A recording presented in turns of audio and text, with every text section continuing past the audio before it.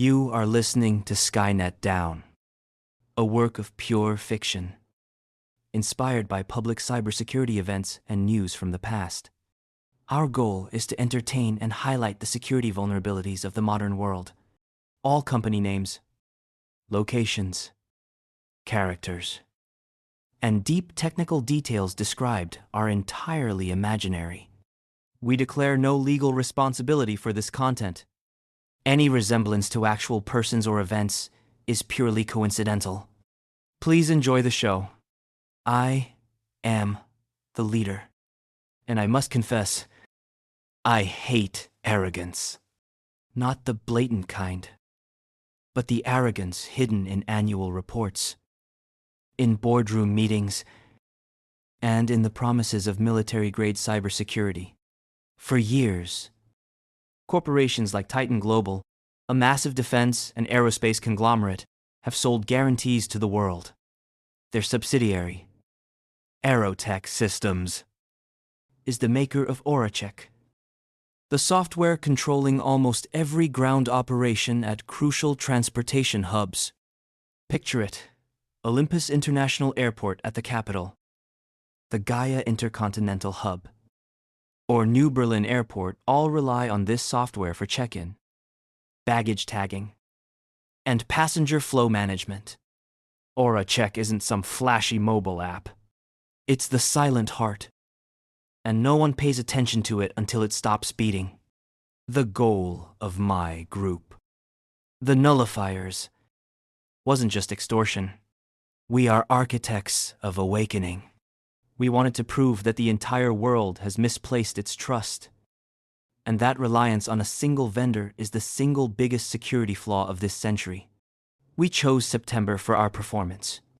We call it SkyNet Down. I knew one thing for certain: a direct attack on Aerotech Systems' firewalls would be a costly and noisy gamble. We needed a subtler path, a door already unlocked but forgotten. That's why we focused on their supply chain. We spent over 6 months conducting extended digital reconnaissance. By carefully analyzing public SSL certificates, vendor profiles, and old job postings from Aerotech, we narrowed down on a single third-party service provider with significant access to their testing environment: Cygnus Consulting. Cygnus, a small software consultancy in Eastern Europe, was hired to assist with patching and optimizing AuraCheck's performance. They had persistent remote access to the staging servers and even the update distribution server of Aerotech. That was the tip of the spear we needed. Cygnus's weakness wasn't technology, it was people. Through OSINT, we discovered a senior Cygnus engineer named Alex. Alex was a likable man, but exceptionally careless with personal security. He once boasted about using an easy-to-remember password for most of his services. That password, cross-referenced with old dark web data breaches, was easily cracked. But we didn't just use the password. We wanted to ensure our intrusion was completely anonymous and official-looking. We crafted an email from a spoofed address mimicking Aerotech security operations' perfectly replicated font, logo, and even the digital signature. The subject line: Urgent Security Alert, VPN Authentication Change. The email content requested Cygnus employees to visit a fake VPN portal, controlled by us, to update the latest security certificate following a claimed unsuccessful penetration test. Engineer Alex, under end-of-day work pressure, did exactly as we expected. He entered his VPN credentials into the fake page. In that instant, he handed us the keys. No need to breach a firewall. No need to fight an AI. Just a clever email and a tired man at the end of his day. Titan Global's billion-dollar security perimeter collapsed due to the sloppiness of a low-tier contractor. After gaining access to the Cygnus network via Alex's VPN connection, we wasted no time. Lateral movement was the next strategy. We swept the Cygnus network, searching for any shared resources, and we found it a shared folder containing a configuration file for old AuraCheck optimization projects. Worse, this file held weakly encrypted passwords or even plain text credentials for an administrator account on Aerotech's staging server.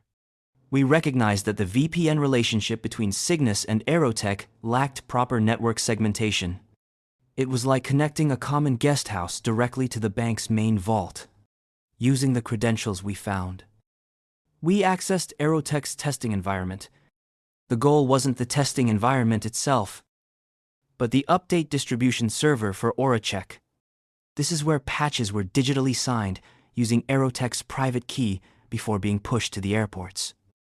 We exploited a vulnerability in the internal Active Directory server, akin to a golden ticket attack, but more subtle to create a false administrator identity, which we called the shadow admin. This identity operated alongside legitimate administrators, raised no alarms in Aerotech's monitoring systems, and had full privileges to the distribution server. Now, we weren't just Cygnus engineers. We were Aerotech systems, with supreme authority. We had access to the birthplace of every AuraCheck update across Europe. This was the climax, where technical sophistication met operational chaos. Instead of a clumsy brute force attack or exploiting a zero-day vulnerability, we used Aerotech's own mechanism of trust to deploy our weapon. We developed a specialized ransomware variant. Its mission was not overt encryption. It was programmed to install itself as a legitimate security patch. Signed by Aerotech's private key, it was programmed to await a specific activation signal from our C2 server.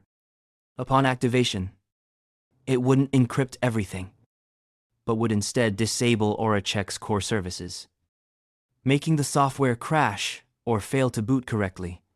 Most crucially, it would immediately delete critical log files to blind the forensic investigation teams.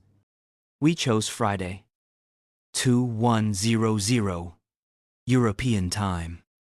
This is when airport IT systems prepare for routine weekend maintenance patches. We inserted the malicious code into the update package, labeling it Urgent Security Patch, Baggage Handling Fix.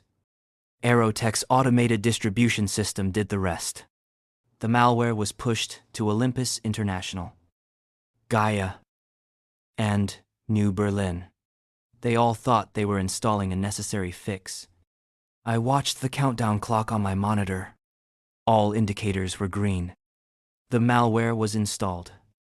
Lying dormant in hundreds of AuraCheck servers across the continent, everyone went home, thinking their workday was over, but their real work was about to begin.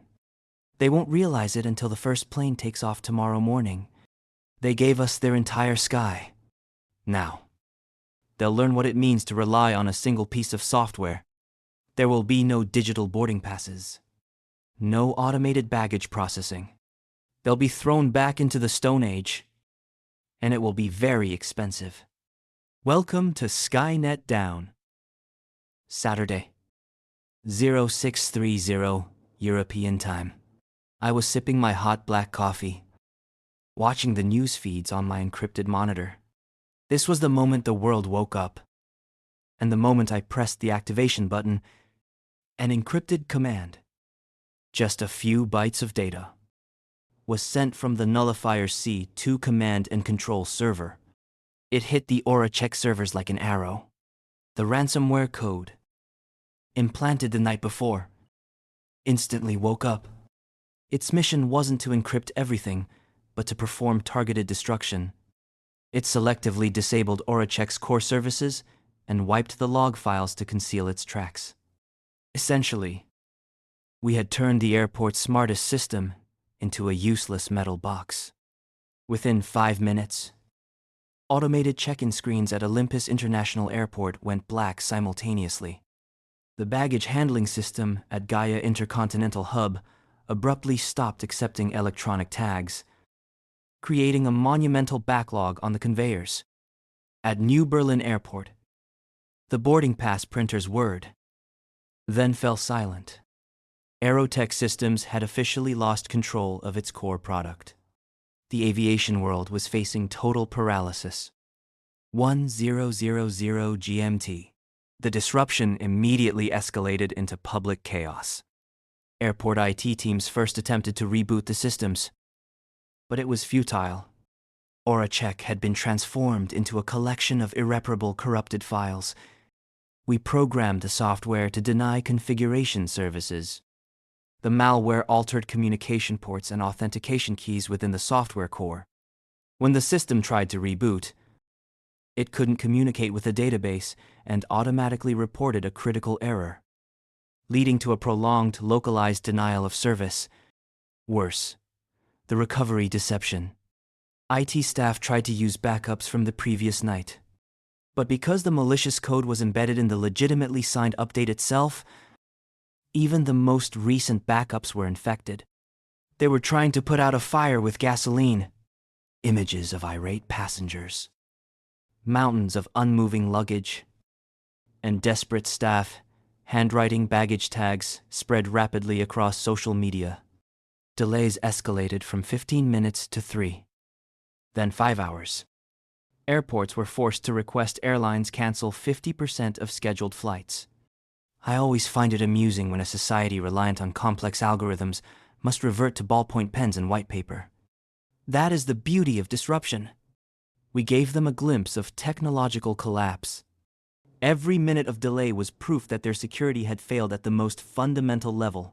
Supply chain, control 1400 GMT. Finally, Aerotech Systems cybersecurity teams located our encrypted text file. It wasn't displayed publicly. Just one simple red line of text. AURA. Check. 4 billion. XMR. 4 billion Monero. We didn't demand payment via a crude email. We instructed them to make contact via an encrypted, Tor-based communication channel on the dark web. We weren't just selling a decryption key. We were selling a comprehensive restoration package worth 4 billion XMR, including one, the master restoration key, to instantly restore the system by reversing the core configuration changes our malware had made. The vulnerability report, detailing precisely how we penetrated them via Cygnus Consulting and their authentication failure. This was the most expensive part. SAN. The data deletion guarantee. In exchange for not disclosing the sensitive contracts, however, miners stolen from their staging server. Monero was the only choice. As it's untraceable, I wanted them not only to pay, but to grovel in admitting their weakness. They were losing government contracts, losing NATO's trust. The price of arrogance is always far greater than the price of Monero.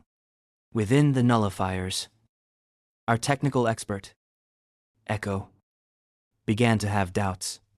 Echo via encrypted chat leader. I've seen the news. A cardiac patient missed a flight to New York for emergency surgery. We can reverse this without the ransom. The damage is already too great, I responded coldly. Hesitation had no place in this strategy. I needed them to feel pain, to learn the lesson. The leader we are, the nullifiers. Echo. We create change. They won't fix the security flaws until the damage outweighs the cost of repair. Be quiet and observe. The pressure is not yet enough. I set up a system to measure media pressure based on the volume of negative articles and the drop in Titan Global's stock price. The index was skyrocketing. I knew there was only one move left. Tomorrow will be payday. They can either accept collapse or accept our terms. And I'm prepared for both scenarios. Sunday, 1400 European time. 48 hours had passed since activation. Our deadline was looming. The situation at European airports hadn't improved at all.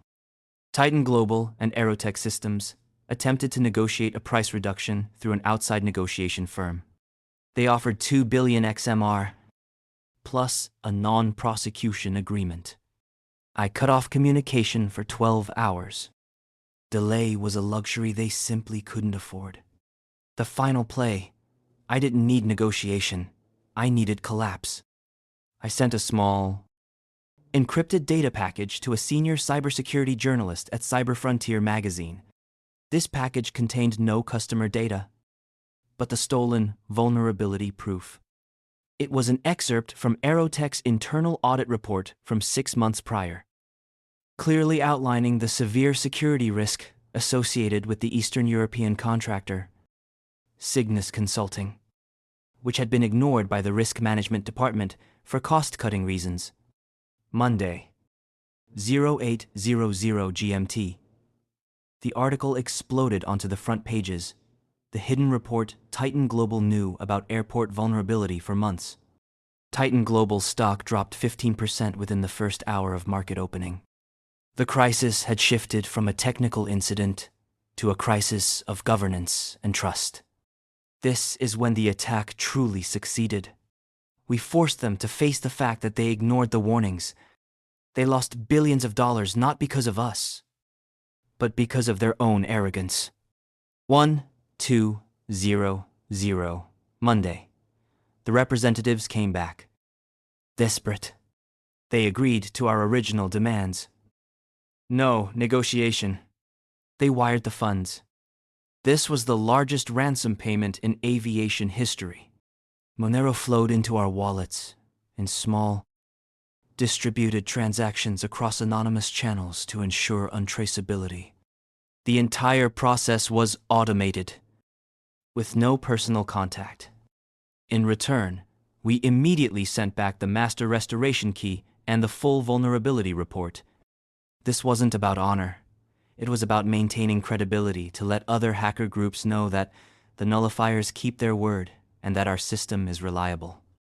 After 72 hours of chaos, Aerotech engineers began the slow, painful recovery process.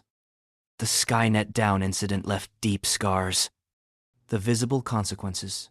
The CEO of Aerotech and the head of risk management at Titan Global were fired. Airlines filed civil lawsuits seeking hundreds of millions in damages.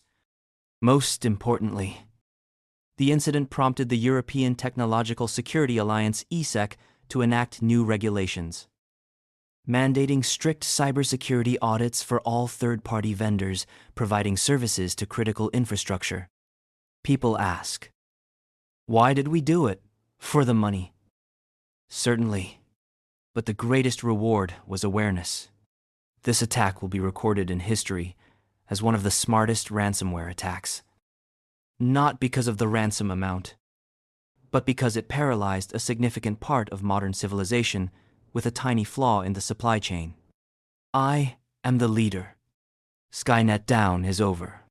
But remember, every time you check in with an electronic device, you are placing your faith in a global network where a single weak password can bring the world to a halt.